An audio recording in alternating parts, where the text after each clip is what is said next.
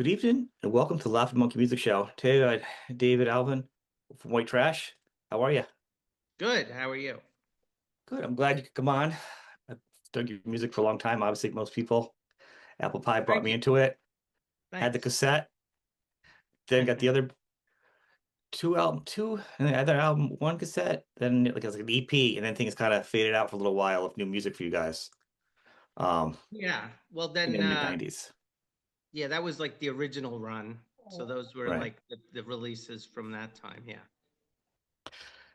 What was incredible for me, and it was exciting. I know a lot of people, I think you definitely have a bunch of hardcore fans because of the sound you had was kind of like Aerosmith meets like I don't know, Sly and the Family Stone meets Parliament. Like it's had a lot going on, like a lot of different influences in it, and I think Yeah. that kind of made it a lot more eclectic for your audience. Yeah. I mean, I always say, like, in those days, I think like people were more open to Oh hybrid yeah, music. Like now everyone's kind of like likes this or they like that. There's like new yep. metal, there's country. Like you don't really hear a lot of like innovation, in my opinion, unless you're listening to more like experimental stuff. You But know, in it was those, very eclectic back then. I mean, it was like I remember it was like you guys, Scatterbrain, 27 yeah, Spies, obviously Faith No More, but I mean, and Fishbone and right, early Chili Peppers was also a different animal. It was almost a different band. It was like Deep Purple Mach 1, you know what I mean? Because it was so different. You yeah, know what I yeah, mean? At the yeah, time. totally. Not that they're bad now, just a different band sound. But that was a time where you guys, a band like you could go on a lineup with a bunch of just like metal stuff, and you guys would fit in perfectly. Yeah, that's why it was a much different scene. You mentioned Scatterbrain. We did a bunch of shows with Scatterbrain back then. You know, and that's what was cool about the music scene then is that it was diverse, and I Hmm. don't think people define. I mean, we were listening to early hip hop, and a lot of the clubs that were like metal rock clubs in those Yeah. days. Like on the next night, it was like new wave, and we'd go, any night just to hang out because the whole goal was really to meet girls. You know what I mean? And so there was all this stuff going on, and I feel like a lot of bands, not just us, you're influenced by everything that's going on in the world. I mean, you always Right. are, right? Like kids today are influenced by everything that's going on, but what was going on then was there was so much creativity. You had open airwaves, so you were like hearing new Right. music. I'm not a fan of MTV, but they certainly helped us a lot. And again, Yeah. very diverse, music Early MTV I thought available. was good because it did have some diversity. Just like record Yeah, companies were great because they helped put music out, but the right. back end of all that stuff, every financial beast was never good. Yeah, I But, mean, it's a you business, know, but yeah, yeah. it could have been nicer to people. It would have helped itself actually. It ate itself. I think all those industries ate themselves by being so greedy, you know.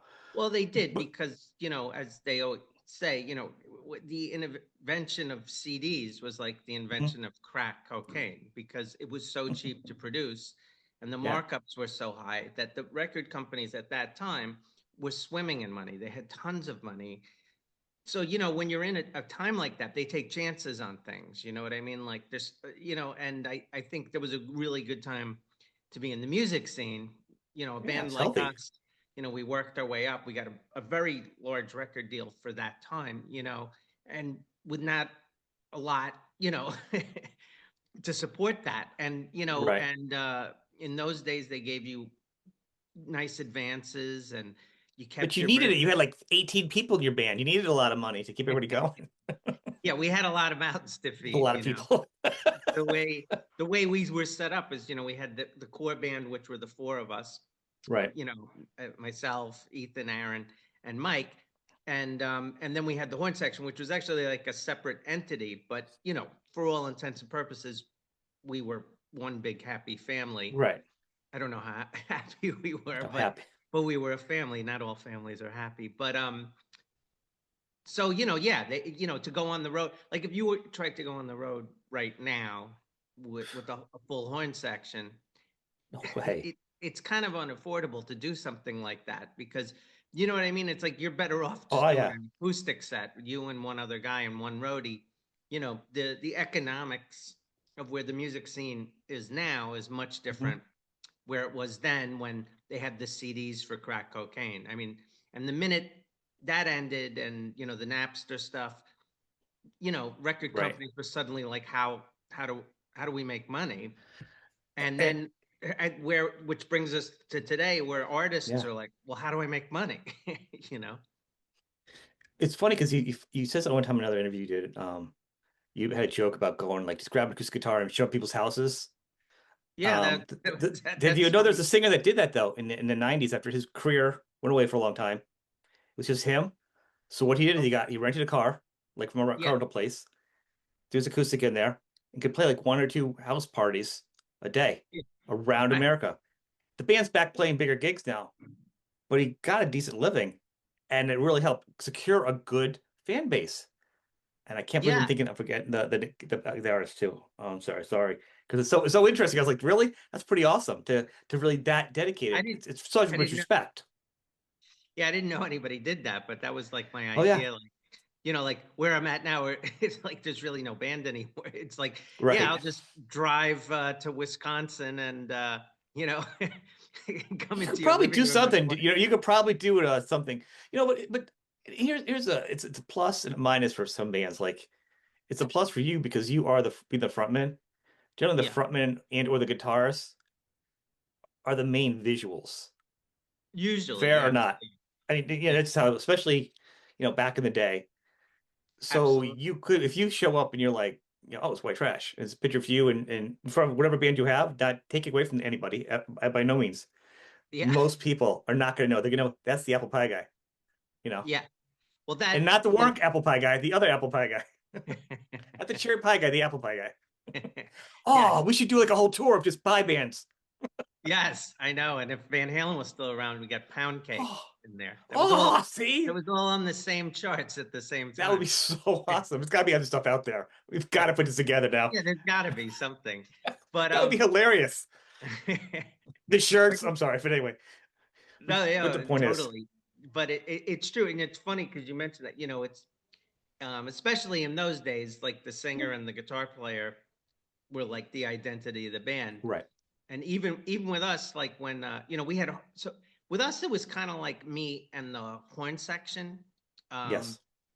but Ethan was such a great guitar player. He was certainly, so like our management, um, they really just wanted me and Ethan to like do press and everything like that. Yeah. It was actually like so we were supposed to go on MTV for Headbangers Ball, right? Yeah. And there was a lot. So like when we're growing up, we all live across the street from each other. We're all friends and all of this. And then suddenly, you're on MTV and on the radio, and it's blowing up a little bit. And like you said, everyone identifies like me Yeah. because like on MTV when they would do the Buzzbling clips, it's just a close up of my face. But the hair too, the hair is a good visual. Yeah. It is. It's what it is. You know what I mean? So so we were supposed to do the Headbangers Ball with Ricky Rockman, and the other guys in the band were like, the beginning of them hating me was like that I was getting so much attention, because I'm just a stupid singer. Like why should he get the attention? Right. We had to learn instruments. Big mistake. Be a singer. That's the moral of the story. But no, no, Not no. Only really. kidding. But It could they have were been worse. all. Could have Adam Curry could have been your metal guy you talked to, and that would just even harder for you. So we had this whole thing, and was kind of like, all right, look, let's just draw straws. I don't care who goes on, Mhm. MTV, and we drew straws, and I think it wound up that it was Mike, the drummer, and Aaron, the bass player, right? So we're like, fine, that's cool. So then I called, our managers the next day and told them our decision, and they were Yeah. like, absolutely not. They were like, there is no Yeah. way that's happening. This whole thing was like, it turned into this huge argument. And then I had to go back to everybody and be like, yeah, they're not gonna let us do that. They said they definitely want me and Ethan to do it. So we compromised, and it wound up being me and Mike, the drummer. But in those days, it really was like any band you could think of. The singer and the guitar player, which doesn't mean the other guys weren't good musicians, great musicians. Contributing maybe even more than the other people. But like you said, that was just sort of the way it was. Like, it was Right. guys identify with the guitar player and the singer, and especially, girl fans and stuff like that. So Yeah. I think there was always, like in those days, if you were a bass player or a drummer, unless you were Tommy Lee, right? Well, that's the thing. There were very few people that were that. Well, first off, if you are a singer and a guitar player, you get picked because you are in the front, and there's something about your energy or your charisma. And a lot of times the drummer's in the back because it's like, unless your time is especially an anomaly, or the bass Right, player's kind of in the back. You just got a Billy Sheehan. Those are right, kind of outliers. But usually, exactly. and who was writing most of the songs back then? Generally, guitar player. I mean, I've had enough bands on that fought over who wrote it, but generally, the guitar at the time for those music, it was the guitar solo and the riff, the Right. singer's vocals and the melody. A lot of time, those were the two people writing 80% of the songs. That's just Yeah, kind of the fact I've come across. Even though I thought it was unfair for other people, it does kind of make sense. Like after everyone I talked to of who actually did the work of the songs, yeah, it's an easier interview to somebody who wrote the lyrics than talk to the drummer about the lyrics of the song. yes. I don't And, know, the and singer wrote it. Well, then why are you on my couch? Like, yeah. Well, that is kind of the thing. In our band, it was actually me and Aaron wrote most of the material. Ethan didn't really write a lot of the material, yep. but I think one of the things is, especially with the live, live shows, right? Like if you Hmm. think about it, you're watching the song, you naturally gonna look at the singer, right? And then like when there's a guitar solo, you just shift over to the Right. guitar solo. It's like you don't even think about it, you just do it. The Hmm. thing with our band was, there's a singer, there's a guitar player, and then there's this horn section. So like Ethan really hated um playing with horns in the band. Oh, Like it's he take away the hated it, attention. which is why he quit the band. But because he really did not so much about like looking at him, although I think that was part of it too. It for him, which is true, like sonically, they're sort of in the same That's what I was frequency gonna range. say. I was literally thinking in my head I was gonna ask you because it's almost the same frequency. Yeah, and so like especially like on the record when you're mixing that, it's a tricky thing to do more Hmm. with like hard rock because you have the high gain kind of guitars. So the horns sound great if you get it right in the mix, you know what I mean? But there's always like like Ethan, hey, I don't hear the guitar, and then the horns, like, hey, what happened to the horns? So it's because they really are in the same kind of frequency range. So it's tricky to mix that stuff. Yeah, there And is a lot of missing guitar. I mean, you can hear it, but not hear it. Same I hear it when you hear the album. Like some of the bigger melodies, you hear the horns so much that's right. not like the guitar like you normally would. Because you hear the guitar in other parts of the album, you're like, clearly the guitar is the leading instrument, but you're Yeah, not hearing it so much in the choruses or this. It's not that. right. And that drove Ethan crazy because Ethan's like, a I heavy can metal I can see that. god. Like he could, and he's a great guitar player beyond being a heavy metal guy. Right. So he just felt like, well, I'm doing all this work, and it gets lost in the mix. And then, he's doing something on stage, and if the horn players are jumping around, people are paying attention to that. But yeah, I mean, the thing is, that was kind of the problem with our band is that everybody was just like, Yeah. fighting to be because you have so many people on stage, right? Like most Yeah, bands, everybody on stage. yeah. Had And almost the then first crowd when you started. You probably had more people on stage than in the audience for. yeah, we did, and then we were, in those days with the stage diving stuff, we always had people from the audience on stage because we didn't Oh care, yeah. and we were like, "Come up, we don't care. This is a party." Like so like you know, I loved all of that madness, and I think that was like the cool part of the show that there was so much going on. It was like the movie Right. Animal House, you know what I mean? And that's Yeah. why like our artwork on the album was done by the Mad Magazine illustrator Jack Davis to get that Which I same love. kind I of love that. vibe. And but behind the scenes, yeah, Ethan hated the horn player, not personally. He No, no, liked I me get it. personally, but I mean, he just didn't like the mix of those two things. Like he liked it, but he didn't. He thought it was like too much. Like he just wanted horns on like one or two songs, I think like it would have sort been of like better for him how to stay in Air. there and do a solo thing because to just launch yourself out of something successful. I think we've all learned that it's not always the best move. If you still have this high profile gig, Yeah, to just jettison yourself out there for a solo space odyssey is not always going to help your yeah, view. You know. but that's kind of, I lost you. Yep. Hold on one second. That's okay. Sorry, my phone. Um, Yeah, I mean, well, that was kind of the my thought at the time. So like we were, so we were on MTV, we did really well. And we were playing a lot, Hmm. partying a lot, meeting lots of girls, all this stuff, just having the time of our lives. And it was just kind of weird because we finished the first tour and it's time to start talking about the second Yeah. record. And Ethan's like, I'm out. Then Mike and Aaron wanted to go do something else.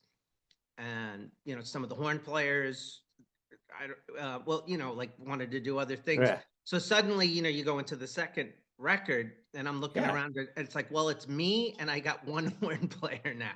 You know what I mean? And you know, yeah, I mean, it was a terrible decision to be made at that time, but everybody's young and everybody thinks, and they just were interested in other things. I was sort of living, breathing, Like, white trash. Like, like I was like, yeah. this is my thing. I'm gonna just keep it going. And we had a commitment to do a second record, and it was, the first one was successful, so it was a very odd circumstance to have a successful debut album and then have Did like everybody the leave? whole band just say, well, we're going to do solo projects. So like when that went down, we had a meeting in the car, and I was kind of like, well, I don't know. Like, I think maybe you guys should stick around to make the album. And then Yeah. I don't know, you don't want to stick around beyond that. But but everybody was like pretty, I mean, Adamant. we Could just done like weren't. Kiss. It had like eight solo albums. Everybody's faces on them. Yeah, I mean, I just think there was somewhere in there would have been a better way to do that. I But think so. so that the thing that sucked is there was so much like positivity and energy behind that first record, and Yeah, yeah, a then lot. everybody kind of went off to do their own thing except for me. And then you had this big shift occurred in the middle of this with the grunge movement coming in. So like, the story of white trash is in in yesteryear and even modern days, it's always missed opportunities. Like we could have done so much as a band, but and I say that not because like we're the Beatles, No, but no, but but like just listen, that album, the second album is really good, and I didn't even know thank you. what you went through. You're welcome. Like to me, it doesn't feel like it didn't weaken it actually. It just was a continuation of songwriting, and that was one of the things that the band is that you guys every song is so diverse. So Yeah, the so that albums was didn't feel like it was like uneven because your other songs were so diverse to begin with. yeah, it was in a that was the idea because to kind of mix it up, to kind of bring in a little bit more of a garage mentality, not be so Hmm. slickly produced and all that stuff. I loved making the second record. The second record is my favorite. I mean, by far, the first one's the most successful and will Yeah. always be identified with the first record, and that's great. I love that. But the second record was such a challenge for me because I had to get a whole new band. I had to convince the record label that like I could do this.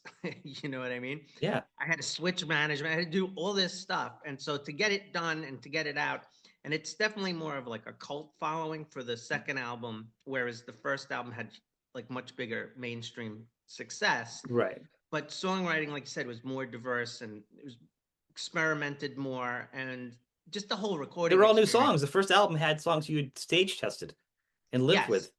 So it wasn't even right. like they were you those songs evolved over time of who Oh you yeah, were. Like everybody's exactly. first album, and then the second album, you're like sometimes there's leftovers. But like, I mean, if I was you, I'd been like, you know what? We're not gonna do horns on this new album. We're gonna do all guitar. Right. Just Well, just to be funny, I would have been like, yeah, we're gonna do guitar in this one now. well, we did do much less horns on the second Yeah. record, and that was really the idea, not against the horns, but and I'm not saying this to like put down the first record because I'm very proud of the first record, but there is a point where it can become a gimmick, like, and I Mhm. think again going back to what Ethan, I think that's kind of what like, well, why is there horns on this song? You know what I mean? Yeah. Like, does it really need to be on this song?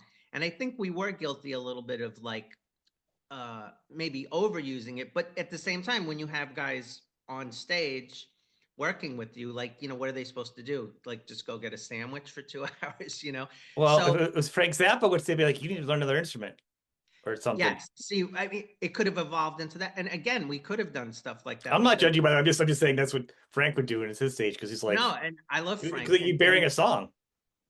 Chris the tenor sax played drums, so Hmm. he could have done percussion or something like that. Yeah. Brendan, could sing and play guitar. Terry played bass. So you're right. Like we could have done that. In the early days when we would do shows before we had the horn section, we would um occasionally like play a song where like I played guitar, Aaron sang, uh, Yeah. Mike played bass, and Ethan played drums. So you know I love that kind of thing, and that's the thing. There was enough talent with the people in Hmm. both bands that we could have done a lot of stuff like that. So jumping forward, that was something I was looking to do with this last version, Yeah. which was kind of a mix of the first two bands. Ethan passed away Yeah. That's a a shame. while ago, so he was in and out of the band. He left. It was never really his thing, but he came back. We did a couple of It's gonna be hard though as a musician because I mean, just like you probably hear Apple Pie Guy, and I wasn't doing it to give you a hard time, but I'm sure that's one of the things. It's easy for people to do, yeah, and or I try to avoid cliche things, but like even being a guitar player, then getting associated to that, but want to be a serious guitar player. I'm not saying Ethan. I mean, look, it's the same thing on like West with Limp Bizkit. He left and did other things, but now he's yeah, back. But he was the right. sound of the band, and he has the good. He does fit, so it's not even negative. It's like to, once you're attached to something, if you want to do something else, sometimes you're just stuck with it. Once people Yeah, hear you, and so I don't know if that tracked him. Like, so maybe weaving it out is like, well, I know my it always leads me back to here because it's something. yeah. I mean, to me, like one of the bands that I like, is King Crimson. I love And King Crimson. King Crimson has had really, it's just Robert Fripp is the only constant member of that band. All right. And you have the 60s version, and then through the 70s, and the lineups change, and then more musicians than less, then they're a trio. Yeah. Then in the 80s they become like art rock with Adrian Belew, and then now the latest iteration of King Crimson, they got the three drummers and they're doing all the old stuff. So I always liked that idea, and Hmm. that was again going to the second record, is that it was consciously not supposed to sound like the first record. I mean, it's going to Right. sound like it because I'm singing and it's same type of, but we tried to bring in a lot of different types of music, and my goal with the band really was to have it continue to evolve. um Well, so that's the first mistake trying to be creative yeah. in the 90s in a rock band. Well, Everybody wants the second of the first. Every label, everyone wants the second. yeah, Appetite, the second this, the second Van Halen yeah. one. You know what I'm saying? They want a repeat. Well, the thing was, to me, I mean, and that's understandable because that's the business part of it. I just felt like, well, I know, like playing with people's expectations is kind of fun, and I Yeah. mean, coming out of the time that I came out of, and there was so much experimentation in music. You know what I'm saying? So Uh-huh. to me, I mean, a person I like a lot is Prince, and it's the same thing. He constantly reinvented himself, like each album, and people would always want him to do Purple Rain, which is great. But it like he didn't want to keep doing Purple Rain. You know what I'm saying? So there were like weird albums he put out. There are albums that are very like commercial sounding or Around whatever. the World and whatever that album Yeah, after Purple Rain. I love that album compared to the Purple Rain. it's The sounds great, on that but album are fantastically weird. yeah, and it's a great album. And the thing is, though, when it came out, nobody like, I had it. everybody I had got it like the first confused. day. I had the cassette, and But I it's loved a it.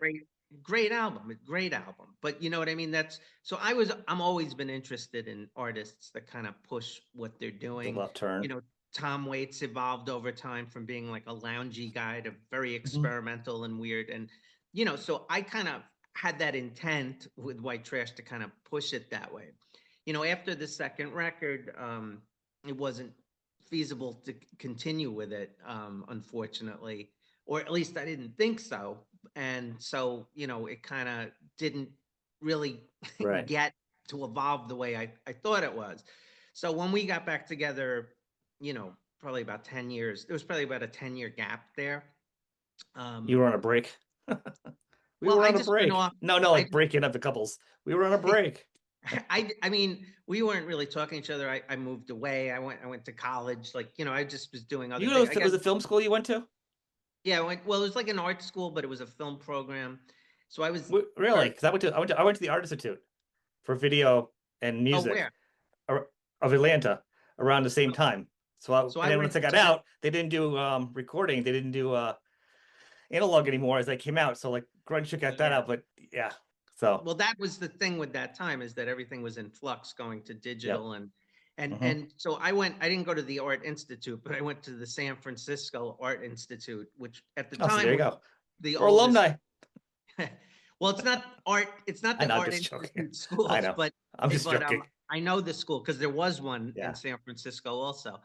But so I got like into experimental film, not like Hmm. mainstream filmmaking, because people always go, "Oh, what film?"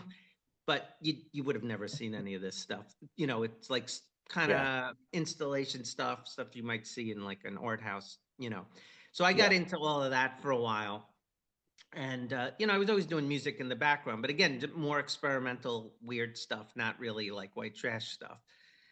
But when I came back to New York, I wound up running into the old guys, and this guy, who's a friend of ours, DJ Yeah. Bagel, Dave Unger, who was a DJ at a club on Long Island. We were friends with him, and he saw us hanging out, and he was like, "Oh, you guys got to do a show. Like, I got to get a reunion show together for you guys." So he put that together, and we did this show, and it was it was a lot of fun, a lot more fun than I thought it would be at that time. And kind Yeah. of at that time, everybody kind of fessed up, like, "Hey, I'm sorry," like blah blah. Right. Everybody got older, wiser, I thought, and we're all who we are. Nobody really changes, but we got into the room together, and it just felt right. It's like, again, like bands are like kind of girlfriends or wives. Like, you have certain chemistry with certain people, Hmm. even if you butt heads. It's kind of hard to beat that, if you know Yeah. what I mean. So Yeah, I do. so so we got into the room, and we did this show, and then we did a second one in the city at Don Hill's. Don Hill is a big name in the live music. He passed away. Yeah. And Nicky Camp, who was a guy, we did a million shows with Nicky Camp. And and then I said, this is crazy that anybody even cares about us anymore. Like, we really should get in the studio and record some stuff. And it was kind of like, everybody was like, nah, nah. So in my head, I was like, hey, if these guys aren't going to do that, I'm going to do that, because Yeah. there's an audience. Like, when you're creative, and everybody can relate to this, I think. Like, if you're a painter, you can enjoy the process of painting and being at home and painting. But when you're done with the work, you really want people to see it, right? Like, you want to share it. And that's like Most people do. it's the hardest part of any creative process, because mostly what you run into is not "I love it, I hate it." It's just complete indifference, because there's so many people in the Right. world trying to be creative that we're all kind of just start tuning. Yeah, yeah, yeah. Okay. You don't go to your friend's show even though you're supposed to. You know what I'm saying? So to me, the thing was, if there are really people that still care about white trash, and I Hmm. still have ideas that could be put into white trash, like, what is the logic of not doing it? You know what I mean? So Yeah. I was like, I'm jumping back in, even if it's just like, a short trip. I want to jump in. Then Aaron actually called me, and he was like, you know what?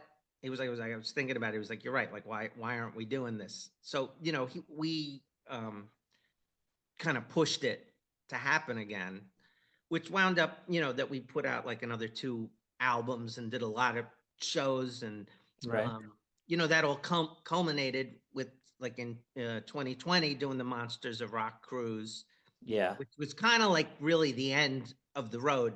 But it wasn't supposed to be, but that's just kind of how it wound up. Did it feel So like it was going to be towards the end of the road what's at the that? time? Did it feel like it was going to is it was things were building again behind the scenes that Well, there was a lot of stuff. That's so, prior to the cruise, Mhm. Ethan had died, like, I think that was 2017. Um, no, no, it might have been earlier than that. But so at that time, we were like, it would kind of be like because he had just rejoined playing with us, right? Okay. So it was kind of like, that would be a little weird now to just bring somebody else in. You know what I mean? It just didn't feel right, you I know? guess I'm not one to judge either way. On the outside, I'm very supportive of a band. If you write a song, play it. If you guys don't get along, play it in two different bands. Yeah. Everyone should just play. If somebody dies, if I was in a band, still later on in their life, I'd be like, yeah, keep going. World Yeah. doesn't Well, stop. we didn't like necessarily say we weren't going to do it again. It was just that at that time, like we actually were going to go to Florida and do all this stuff. And then it was just like, yeah, this just doesn't feel like it's right to do this at this Yeah, particular moment, you know? So we kind of like paused and I did a couple other like side projects thing and and they were all doing side projects and stuff like that. yeah, And then without I'm not going to go because it's not fair to just tell one side of the story, but there was some arguing about stuff that I still don't really understand, and everybody was suddenly angry at each other or me, and I was like, I don't really get what this is all about. So at that point, I wasn't sure if I was going to do it again. But interestingly, Gene from the Monsters of Rock cruise checked in, and he was like, yeah. "Yo, are you guys still playing?"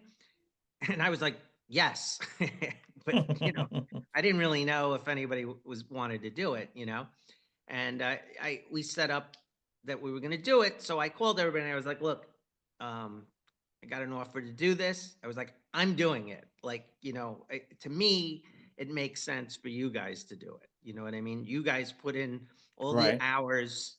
It's stupid not to do it. You should do it, like, regardless if we're getting along or not. I said, but if you're not going to do it, just tell me you're not going to do it because there's a lot of other people that would like to do this. Yeah. So initially, Mike and Aaron told me they were going to do it. So I told, Monster Rock Cruise we're going to do it. Then, Mike had a conflict and he couldn't do it. So the second drummer, Dave, jumped in. So I was like, okay, we're good.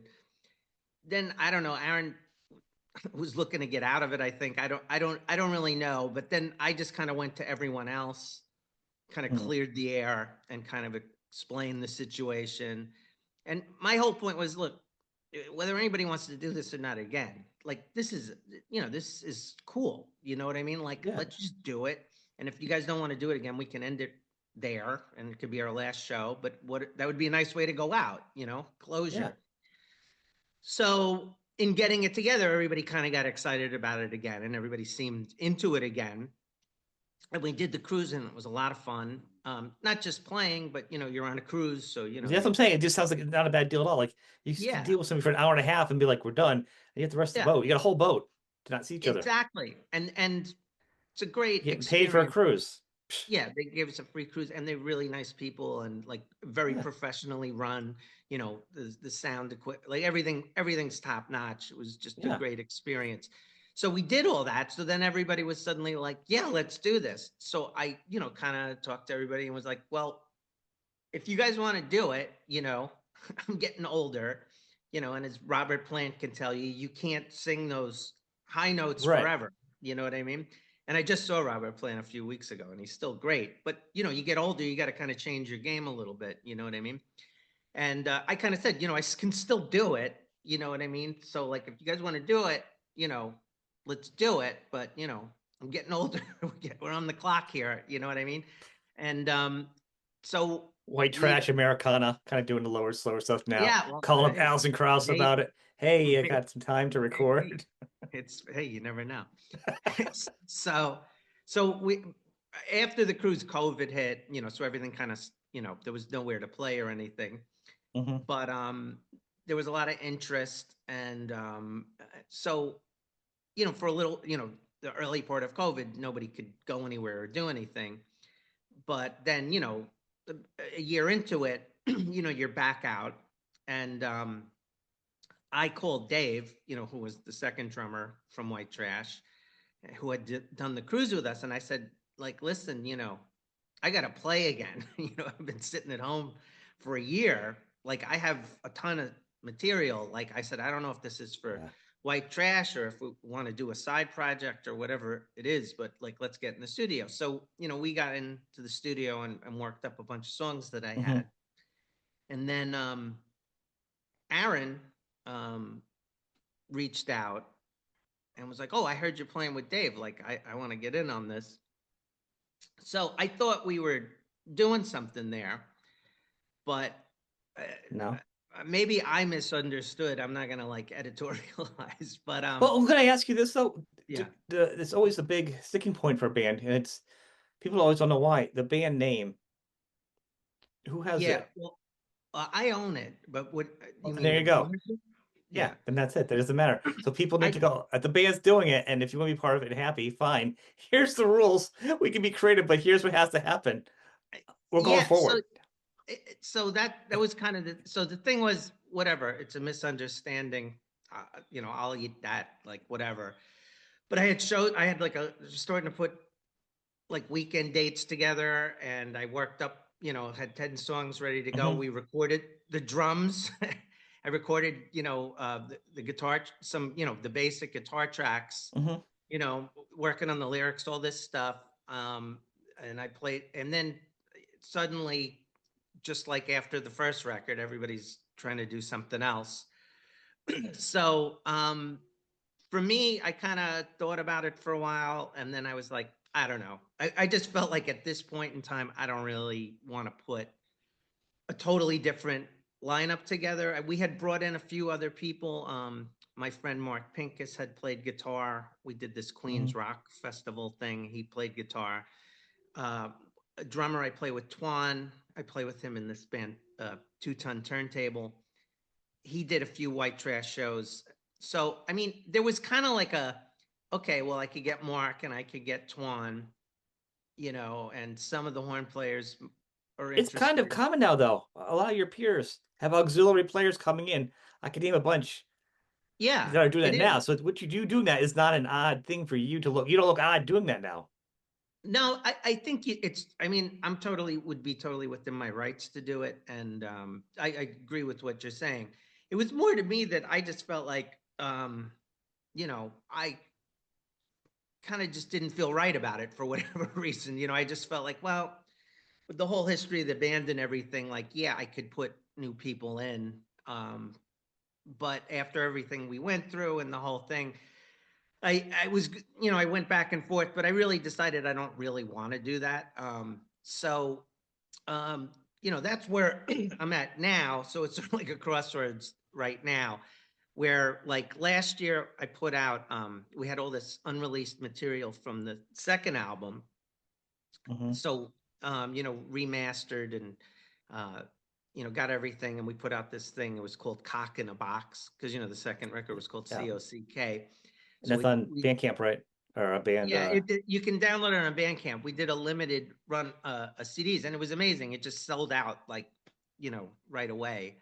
And so I actually printed some more to keep up, and that was really cool. But it was kind of hard, to go through because all the back then your demos are all on cassettes and stuff, Oh yeah, So Tascam, right? Remember that Tascam recorder? yeah, yeah. Well, I think I had a Fostex, Oh, I had a but Tascam one. yeah, well, you had more money than me, but No, I didn't. I think I had to sell something crazy and I had nothing else. I had to skip some dinners. well, the funny, yeah. So I mean, and there was some DAT tapes and stuff, but to transfer all that Right. stuff now, it's not as easy. So I had some people help me out. Glenn Lorio, who's a engineer and plays in No Redeeming Social Value, which is a Mhm. cool hardcore band. He helped transfer some of the tapes for me, and Chris Orbisi, who is was the sax player in White Yeah. Trash. He's an engineer. He's a really good engineer, and he helped me transfer some cassettes. And then my brother-in-law, who I also have played with in some bands, and he's a really good bass player, but he's like a great engineer.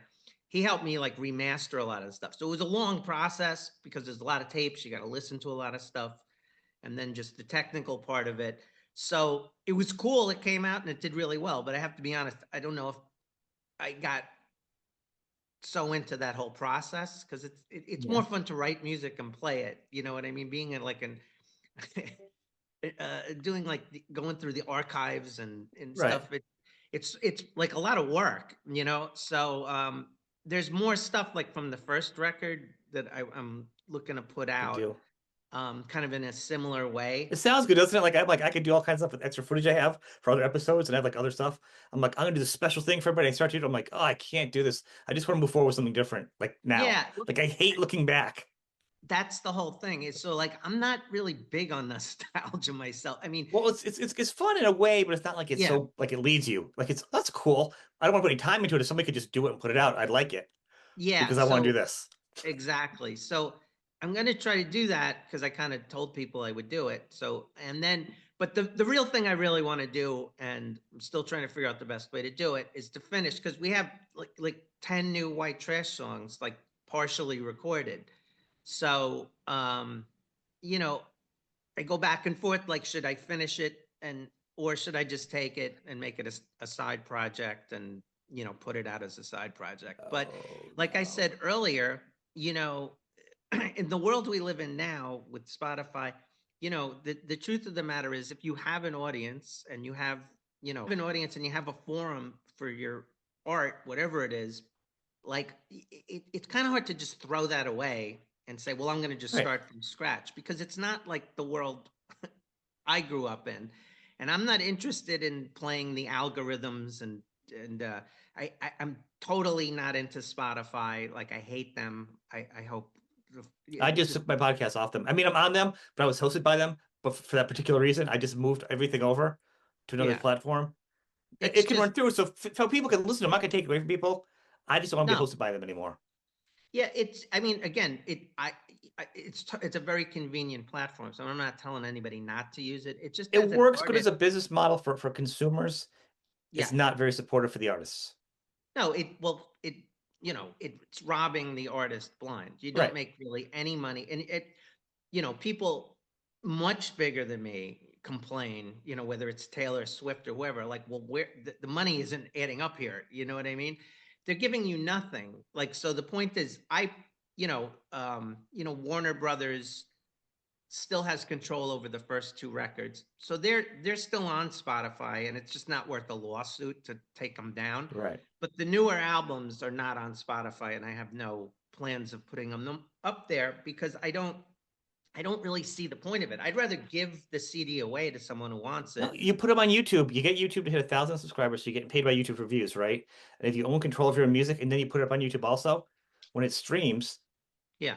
YouTube is because it's an artist. You'll get paid Yeah. as an artist, and you'll probably, if not, you'll get hit from people viewing it through your channel. So Yeah. it's a way to double way you're kind of fight your rights back.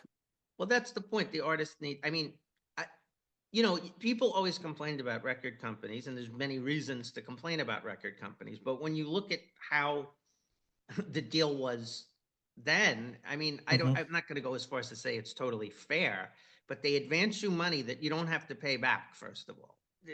Think about that. So if they advance you $500,000 like they advanced us and the band just bottoms out, they just threw, $500,000 away. And that's not including that they give you money for tour support, a budget for a Well, video. that's because your band imploded. If your band still stays together, they're taking that $500,000 out of your hide for the rest of your life, and you don't make Yeah, a well, profit for 8 years. exactly. But the point is, now if a label wants to sign you, they want your merchandising. They're not giving you big Mhm. advances. Like, you know what I'm saying? They own you, Yeah. and it's very tricky for a new band. You know what I mean? And that's why. And then if you really want to play the Spotify game, well, now you're competing against AI artists. This is just computers Insane. generating music, and it sounds like real people a lot. I know. That's what we're headed towards because the casual listener doesn't care. When we were growing up, you bought a Hmm. record for a CD, and it's this big thing with artwork, and you open it up, and there's lyrics, and there's cool Yeah. pictures, and that's what the guy looks like, and you knew everybody in the band, who wrote what, you knew where they recorded the album, you knew Yeah. who did the artwork. It was like a whole experience, right? So whether it's like Pink Floyd records or Frank Zappa, like you said, you know, this was like like a I still have a big sensory. collection of records I enjoy and I still buy. I mean, I'm still Yeah, but so to me, it's not about like being the old man yelling at the cloud. It's just that so much of what I enjoyed about music does not exist like in just Yeah. streaming. So if you're driving, like I drove my son, I take him to a lot of like comic conventions and stuff, Yeah. so we take a lot of road trips, and he's the DJ. We don't really use Spotify; we actually use Apple Music, but That's what I same do too. concept. But it's very convenient. You're in the car, if you had to keep changing CDs, it's like, so it's very Too much. convenient. I get the model. The only thing I would say is listeners should just realize they're missing out on a much bigger experience. And everybody's not going to run out and get a record player. A lot of people don't have CD players anymore, and certainly don't have cassettes and 8 tracks or whatever. But the point is that even if you're not doing that, you should go to a band's website, read about the band, like it, because there's a whole story for any band, even bands I don't like. You know what I mean? It's like there's interesting stuff, like how'd they make it, what are they into, Hmm. what was the first record like, how did you like my opinion is Yeah. that people are already tired of this. We're kind of stuck. Like, I mean, I'm already like, I think every day I'm like, should I just close my Facebook account? It's tricky though, because I interact with fans on there and stuff. So, I do that. you're I kind do of, every day myself. Same thing. I'm like, but, oh, but we're all sick of it. My advice is, that the, uh, whether it's this next generation, my son is like very into like analog stuff. Like he yeah. takes cameras apart, you know what I mean? Like he makes puppets, like very creative. And I see in his school, like, the other kids in the school are the opposite, you know what I mean? So like I'm hoping like my son is like, a pioneer of the Leading the new next generation. generation coming up, because this is a dead end. This is the end of the Oh, world. you need to turn. You need to turn on. I mean, artists. I can say so. Zappa. Dweezil Zappa's got a site he's at, and other artists are on now, where it's designed for to drive people kind of like a Bandcamp sort of website, where you Yeah, only pay for certain things coming in. All the revenue goes to the artist. You stream. You have package deals. You ship from there. Everything's like one source run by the yeah, artist. And if you're that focused with the niche audience, you can actually probably some of the artists are saying they're making more money now than they were for record labels. And add the flyout yeah, dates because you take the guitar. Most of the lineups are set up now, and you can just fly out for the weekend gigs. A lot of these guys are yeah, making more money. You just gotta change yourself and then hold your breath yeah, over AI because AI is not going to last for music. You can't. It's boring.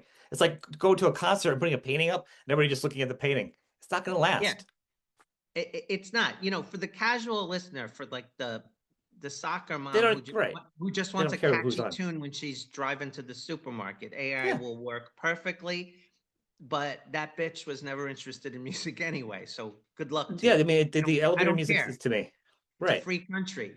Whatever turns you on, it's fantastic. It's just not my thing. But the point is, you know, creative people, it's easier said than done, obviously. Um, we need to get out of the box. And what I discovered in all of this, like doing that CD last year, it's not on Spotify. It will never be on Spotify. And of all Hmm. the stuff we put out independently, it was by far the most successful thing I put out. So it's possible, you know what I mean? But Yeah. you got to think about it. And it's like everything's so easy, right? Like, you could go home right now, open up Logic or GarageBand, generate a song and put it up on Spotify the same day. It could all happen in the same day, right? So it's very easy to Hmm. do it. But the point is, no one's ever going to listen to that song because there's a billion songs on there and you're just floating somewhere out there. And even the thing with Spotify that bothers me now is they made some kind of announcement like, well, unless you're one of the top earners, we don't have to pay you Hmm. anything. But it's like, what? Like, I don't even understand how any of that's legal. Like back in the day, I and don't. They do that in other things too. Like I think YouTube does that until you hit like $50, they don't pay I you. know, I, but it then might. That's one of those other places. I'm like, God, how do you do that? okay, it's like my point is, that's nice, but I want my penny. Give me my Yeah. penny. I don't care if it's only a penny. It's not yours. You know It's what the I mean? point of it, right? So, like, that's for me. I'm kind of done. I mean, I use computers all the time. I'm not like anti-technology. Quite the opposite. I'm into that stuff. But my point is, this isn't about technology. This is about control. This is about people putting their hand in your pocket, and taking your Right. shit. So like we all have to kind of push. It's not easy, and it's easier said than done. But like, I love, like, you see somebody and they're like, "Hey, our new album is on Spotify." It's like, yeah, that's not a label. Anybody can put anything on there. Like that, there's nothing to be proud of. You Right. just have to press send. You know what I mean? And sign away all your rights. So the point is, we're older. We went to shows, discovered bands in the clubs, all that stuff. It's not so easy to actually do that right now. So I can't tell people go run out to a club because they're like, what club? There is no club in my town where they have new music. You know what I mean? So, but I just think, again, just my opinion, and nobody really cares what my opinion is. I just think it's a dead end for musicians and artists, filmmakers. It's like it's so hard to come up with good ideas, to actually realize them, make them, and get them out into the world. And it's like this idea that, like, well, we gave you the privilege of putting it into the world, so now it's ours, and you'll never get a cent off of this. I mean, it's not about money, but the point is, it costs a I think lot you of make money to money. make No, something. it should just no one else is doing stuff for free. Right, How but are you we going to pay can't. for your family and your insurance if you don't make money off of your art? Exactly. Nothing And the wrong with point that. is, I already put money into it. You know what I mean? Like, Right. why do you get to recoup some imaginary cost before I do? So I think there is a model, like Adrian Blue, I mentioned him before. He's Hmm. actually the one that gave me the idea, because he doesn't really put his stuff on Spotify, and he sells direct from his website. And when you go to his shows, his wife is there selling the CDs. Yeah. And it's cool. He's an amazing musician, so the show's great. And then there's this community kind of vibe where you're talking to his wife about the album Yeah. and the artwork, and and then you have this thing that you can't even go into a store and buy. Yeah. So I think down the road, somebody might say one day, like, "Oh wow, you have a copy of White Trash Suburban Purgatory? Like, how'd you get Yeah. that?" You know what I mean? Because it's not going to be in a record store. It's not available. So I think, we kind of have to take ourselves a little more seriously as artists, and it doesn't mean we're going to be wealthy, and it doesn't mean anybody's going to care, but to just give everything away and No, but you just, could be a musician that just works as a musician and has a yeah, house and takes care of your family. It could still happen. And there are a lot of artists doing that, selling stuff at the shows, having websites where they sell their own stuff and they control their own product, or they sell that product through their website so they can double dip. I mean, there's a lot more yeah, reimagining it. But I think those are artists that also know, that will play, not just sing a song on Instagram until they get it right, and then right. post it. I mean, there's a Yeah. different, I think and I think that's the audience. And I think you have that same audience, the same fan base, because that's what we're talking. It's the same universal group of people that would do that to you. And I think Well, the yes. band and the brand name White Trash, you should continue on with it. You invested in that. I mean, I hate to sound like a business, but it gets you a little higher up than this noise, Well, it and it does, gets your because attention. it gives you an audience. And again, I've done And then from other there, you do what you do. You know? I've done other projects, because I just said, well, this isn't white trash. Like, to just say this is white trash, just to market it would be dishonest. So, like, I did some side projects, like I mentioned before, Two-Ton Turntable, which is just Yeah. like straight up rock. And then I had a project, Bone Monkey, which is like kind of like just songs that didn't fit anywhere else. Okay. So I just put them on like Right. a thing. And then I did this other thing, Mug Bug, and now I do this other thing, which like improv music, but nobody's interested in that. But I like to do all those things, and you know Yeah. what I mean. And but what you learn is, in honest, like, I will announce sometimes, "Hey, I did this thing," and fans are very supportive, but they want another white trash thing. You know what I mean? So they might like tolerate your other projects for a while, but Yeah. then it's like, well, when are you going to do another white trash thing? You So do the thing, right? You do one for them, the Johnny Depp thing, a Brad Pitt yeah, thing. You do one for them, one for me, one for them, that one for me. that's exactly what it is. And so, the other stuff isn't successful really, but it keeps you creative, and it keeps, Right. your blood pumping. So that's why it just the most the one thing I have to figure out, like, how I'm gonna do it, is that, like I said, we've got new songs, brand new songs, sitting, in Logic on my computer, and I just, like, I got to finish this and get it out. So I will. I'm just trying to think of, like, the best way to do that, and I go back and Yeah, forth. I definitely think you should do it. And I'm just saying it from the outside, of course, like, all the logistics, but you put so much time into the band. And I mean, since the second album, you rebuilt the band. You may have had the other guys come back together. So it's like getting like a second marriage or something or whatever. You want to keep it Yeah. equal. You've really been the captain of the ship since the second album when everybody bailed on you. It's really been your band. You've earned Yeah. it. I mean, I'm not going to get a I controversy with anybody else about it, but my opinion is when everybody left, you were keeping the flag going and they all came back to something that you already had that flag going the whole time. yeah. They go, Well, you're still keeping it together and you're still writing songs. thank you. I appreciate that. I mean, so that's why I kind of feel like, but I have to be, just being honest as a human being, just very disappointed wasn't able to pull it off with a lot of the original guys. Well, no, that would have been beautiful too. But I mean, Because I I wouldn't let think it that would stop have you. been So a I'm saying, nice kind of like closure to the whole thing to kind of like get everybody in, but it is what it is. So the point is, like life goes on, you know what I mean? People come and go in your life and you have to just keep rolling with the punches. So I say you I'm steer gonna the get it ship, get some out. auxiliary players, play some flyout dates, and just Yeah. keep it going. Well, one of the things I was trying to do, I was like, well, maybe maybe I'll do everything myself. Then it's Yeah, like a Prince kind of thing, and then I didn't hire any new people. You know what I mean? But then I'm like, well, is that going to seem egotistical? Like I am white trash or something like that. White who trash. cares? The website is called White Trash Universe, and that's how I view it. I mean, it's not, you know, I do kind of carry the flag, and I'm the most identifiable person, but it is a universe, and everybody in that universe I still consider family. It's like you have family members you don't talk to sometimes, you know what I mean? But they're still Yeah, your but they all family. left that universe. They all Yeah, choose to left. They left the universe, not you. but So they it is still have you. a history there. You know what I'm You're saying? not So, washing it out. You're not wiping it out, but you're moving on. but I'm pushing for you to take control and just do you. And they left. And it's not dissing them. It's just like the next album is all you if you want. And well, you you know just what it bring is? in players that you like.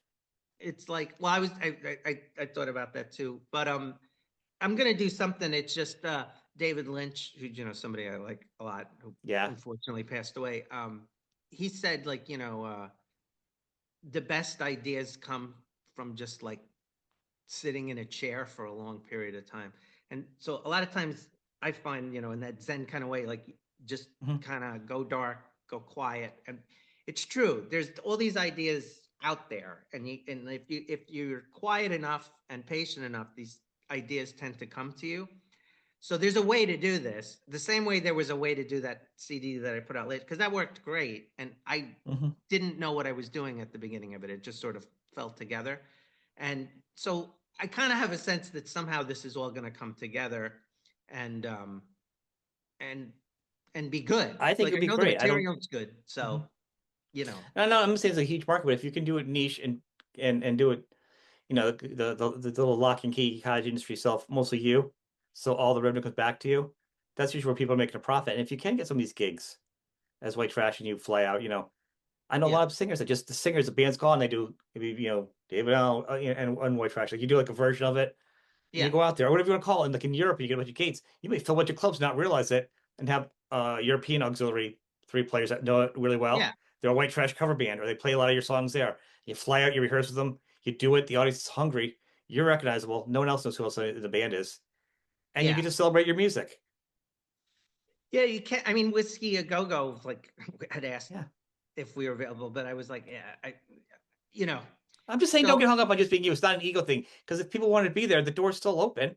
No one just wants to do it or put the work in. yeah, no, So I agree. I mean, there's a few guys who are interested, from the old guys. So I don't want to make it sound like nobody, but no, but they could be auxiliary if they're not going to totally lock in and do all the dates. They could just be like, "We'll do it if you're not yeah, going to do it. Somebody else covers you, and you're just part of the team." But I'm the yeah. captain. Well, you You know, create these things and then they sort of have a life of their own, right? Like, so when you have a band or a movie, it's like you're giving birth to something, and then right? it, like as a kid grows up and goes out into the world, you sort of don't have control where it goes and what it does. So it's interesting all the stuff that has come out of, a bunch of idiots in Fresh Meadows, Queens, Right. drinking beer and learning Motley Crue songs. You know what I'm saying? Like that it turned into what it turned into. and that all these years later that anybody even still wants to talk about it, that's, that's all a blessing, and it's an amazing thing. So I always feel I owe something back to it, right? Like I always feel like, well, you know, I'm not necessarily religious or anything, but somehow this happened in this universe, to me and these guys, like to just act like it's garbage and doesn't matter. It's not showing any respect for um, what was accomplished.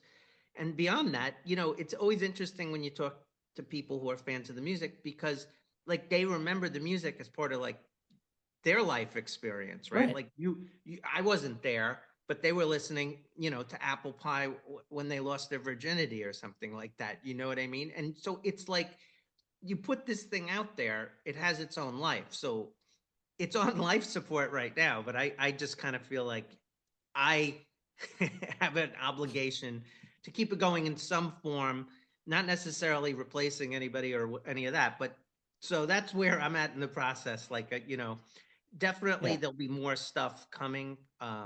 It's just, You're I'm not waiting. replacing people. I'm I'm just putting the waiting for energy it out to there because all like come replacing together. is replacing is like the record labels being like, you know what, we want this hotshot blonde guitar player. We're gonna kick them out of the band and stick them in there for that. That's replacing somebody. If somebody Yeah, chooses not to be in the band, they can't. They have I'd love to, but I got these commitments and I just can't give it to you. Okay, that's cool. But I'm gonna find another musician that loves to celebrate the music of white trash and wants to play yeah, that date. That's yeah. not replacement. No, That's you're just playing music.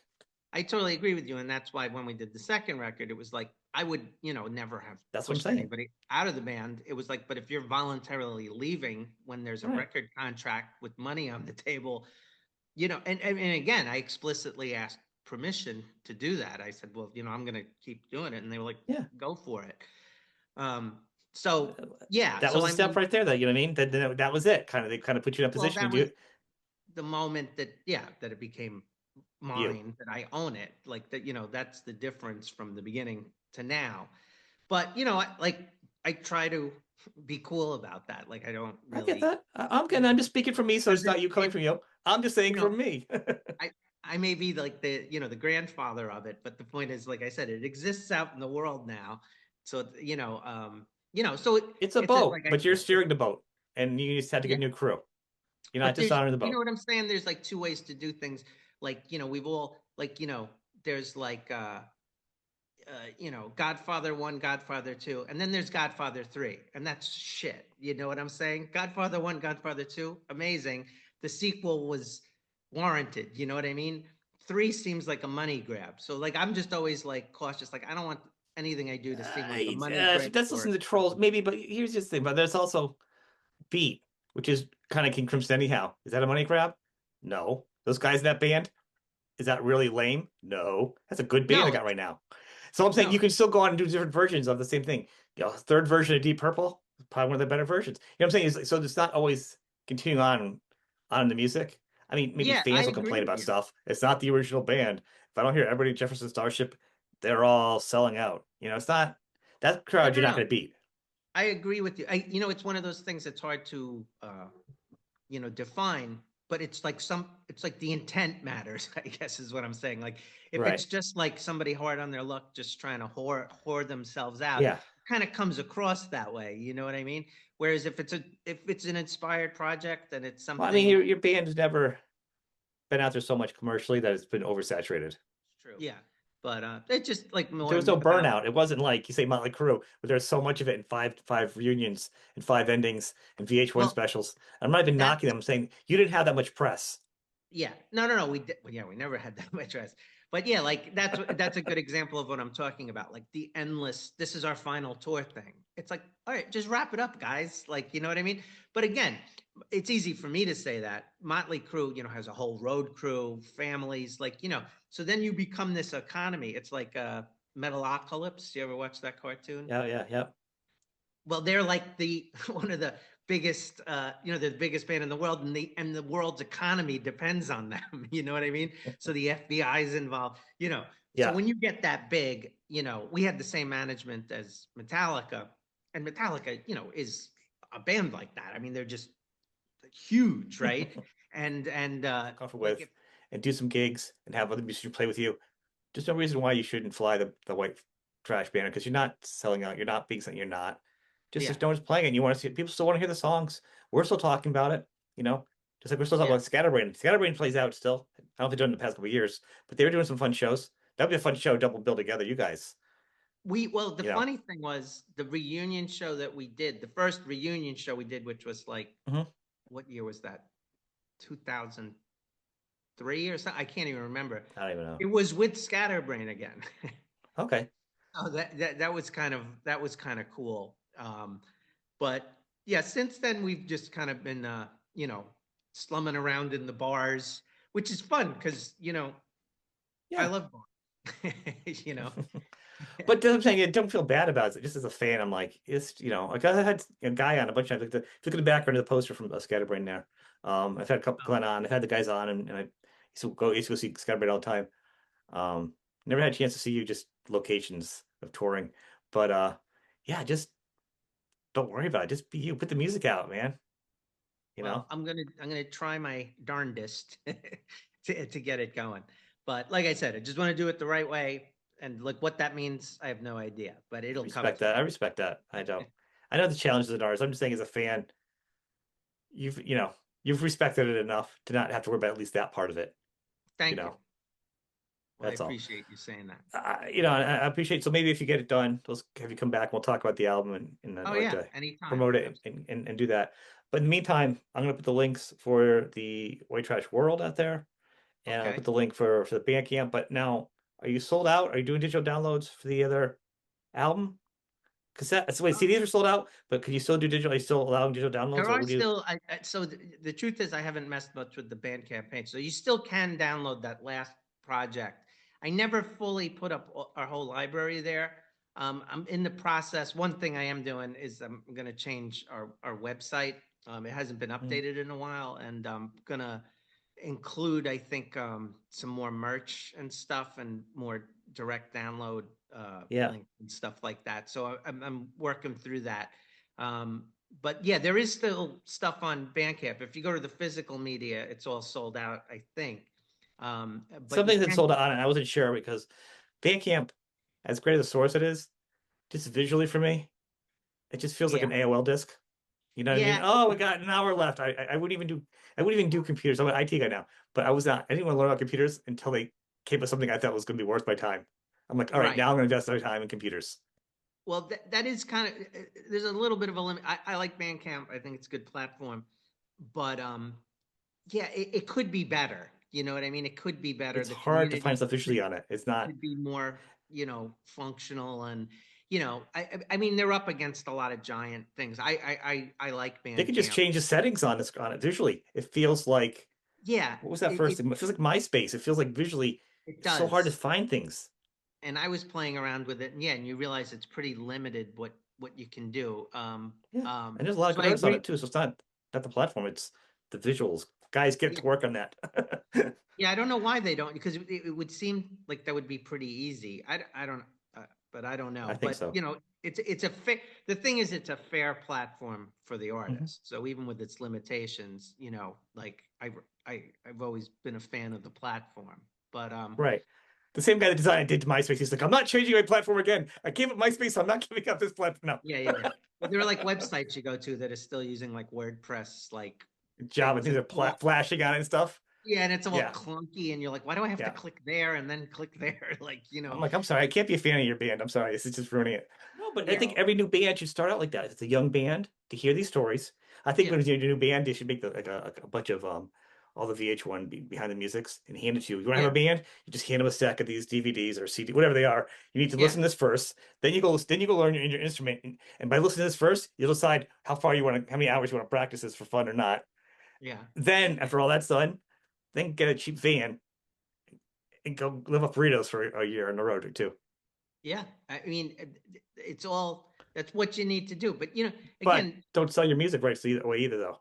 And well, that's the thing I think everybody has to be careful of, because there's a small percentage of people making most of the money right now in all things, and it's difficult. It's not easy. We all have to, pay our bills. So you dance with the devil when you have to. But my point is, there's got to be a better way for all of us, like to do Yeah. this stuff. And I'm not gonna go into some manifesto, but No, a actually, lot of Steve this Vai stuff does it just himself. I think Steve Vai owns all his stuff, and then he subs it out to other record labels to redo the distribution.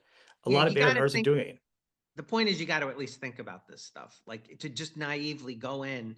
There was a time when you could go to labels, and even though it was corrupt, it would benefit you. But like now, the game is so rigged against you. If you're not smart and you don't have a game plan, you're really just pissing in the wind. It's just Yeah. not going to work Yeah. out. A business plan. You need to know social media. You need to know business Yeah, and build yourself up as a small business, that's what it independent is, small business. and that's the point. Hey, look, just and you could be a small Did business we just that's teach a really. class? Did we just give a history in a class and a thing? That was free for But everybody watching. I think the temptation is you're a small business. It's like Shark Tank, Yeah. right? The show Shark Tank. Yeah. Everybody starts this small business, but their whole idea is to sell out.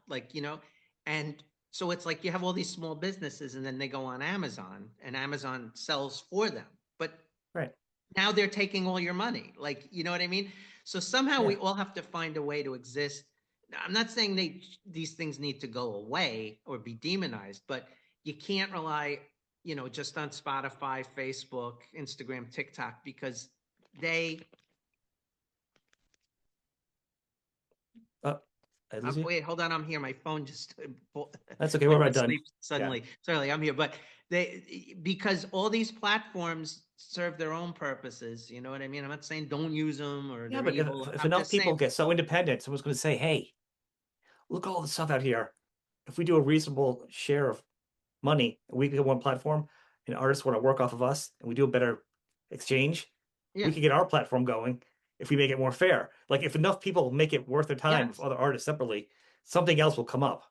And that's why I say you need the community, right? Like you Yeah, you can be a successful coffee shop and not become the next Starbucks. Like you don't have to be right. corporate and make billions of dollars. Like, this is a thing that we all knew. You had a local deli that you Yeah, liked. You know what I mean? It wasn't a yeah. franchise. It was a guy. No, and they didn't own everything, but they had a nice house at home and a pool, and they could Right. take care of their kids to college and stuff. And they could afford insurance But that's and what do I what they mean. love to You can do. you can thrive, but more and more I think everyone's getting, and I think that has a lot to do with social media and the algorithms that are all being sent our way. It's like that movie They Live, obey, Yeah, you know, consume. Like we're smarter than that. Even the stupidest people that cut me off in traffic, you're smarter than that. Like, you know what I'm saying? So like that's what I am preaching these days, is that we need to form our own communities that don't have rules dictated by, you know, billionaires. And there's nothing hmm wrong with billionaires. I'm a capitalist. But the point is, capitalism used to mean building a better mousetrap and taking it to the marketplace. We right. have to maintain a marketplace where we can all participate and not just sell everything off with this idea that like, oh, I'm going to be set for life if I sell out. I mean, it's a free country. You can do I whatever think you it's want. just no such thing as first you just say, yeah, it's no rock stars anymore. I mean, they some, but you know, think you can't desire to be a rock star. You want to be you want to be a musician, performing musician, you know, that as a career. And you can Well, just be a and musician. people, That's the main goal. And it explodes. Good for you.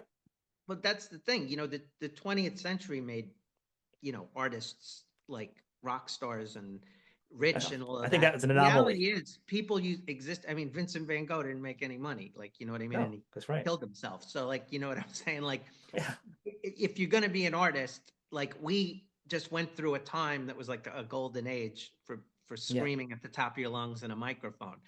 If you're really into music, it may never be like that again. So like that's the choice you have to make. Like, am I in this to just sell out and be like a rock star, or do I like playing music? And if the right. process is what you're about, if you enjoy playing music, you can do that. That's a gift if you have it, and you should do it. But the days of like just a record company saying, we like you, here's $1 million, it happens, but not very much. Not so There's much. not all the small labels got all bought up, and that's what I'm saying. Like, hey man, you're into music and you don't play an instrument, start a label, get out there, like find band, like, So this is or what we got to start do. your own Because label at least. Is there at least? Because yeah, yeah, everybody owns three. All the band things bought up. Like there's like three labels out there now. Just like Paramount or whatever's going to buy it. Netflix could yeah. be two movie theaters now, two movie companies and three labels. And that's it. Well, you brought Go up IP independent. before. it's like we got Yeah. to reboot. You got to reboot the system, let everything build back up, and that's where we're at. So if everybody gets to work, maybe we could save ourselves.